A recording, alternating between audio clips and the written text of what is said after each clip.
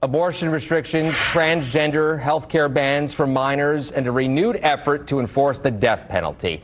And some of the most controversial measures Governor Eric Holcomb has signed off on during his 8 years in office. Just a month from his final days as Governor, Holcomb sat down with IT-mates Tim Spears to reflect on his 2 terms. Tim. Governor Holcomb told me he isn't someone who deals in regret, but he recognizes the weight of his decisions and is prepared for how history will judge him.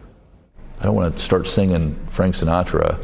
Regrets I've had a few, but too few to mention. But I'm not a person that regrets. I try to learn from any disappointment I may have had. I'm disappointed in a number of things.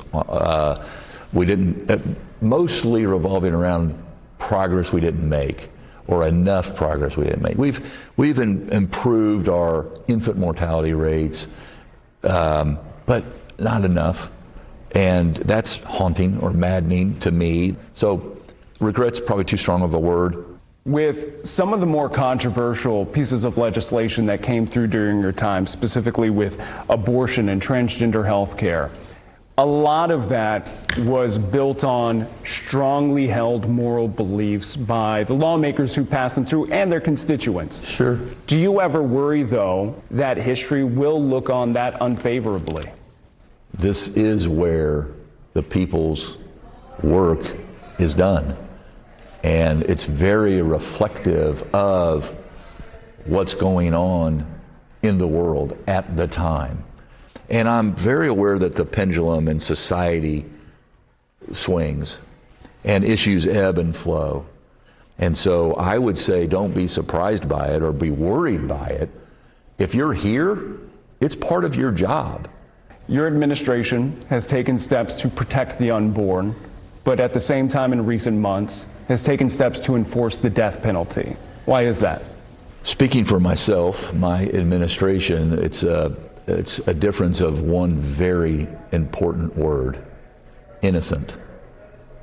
And we will seek to protect at every turn innocent life. There is also something called justice, in that applies to people who are convicted and sentenced in Indiana according to the law to death. But until the law's changed, I'll enforce them as they are on the books. Well, and I feel like this moment in history is a little bit different than maybe it would have been 30 years ago in terms of enforcing the death penalty, because of how difficult it is to get the cocktail, essentially to put the prisoner to death. Was it a deliberate choice by you? Definitely a deliberate choice by me to carry out the duties of my office while I'm here. I subscribe to the notion of capital punishment. I don't want to make any mistake here.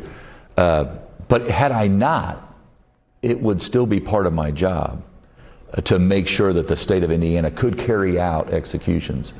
What advice are you giving the governor-elect? To stay humble and hungry. You have to remain humble in the sense that you're going to learn every day.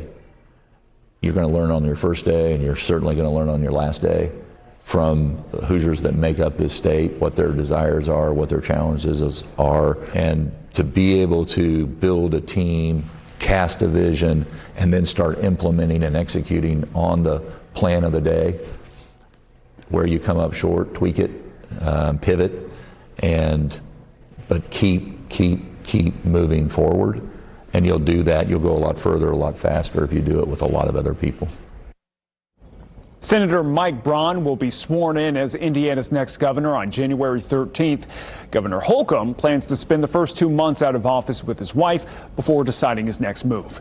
In studio, Tim Spears for Wish TV, wishtv.com, and follow us on Facebook for updates.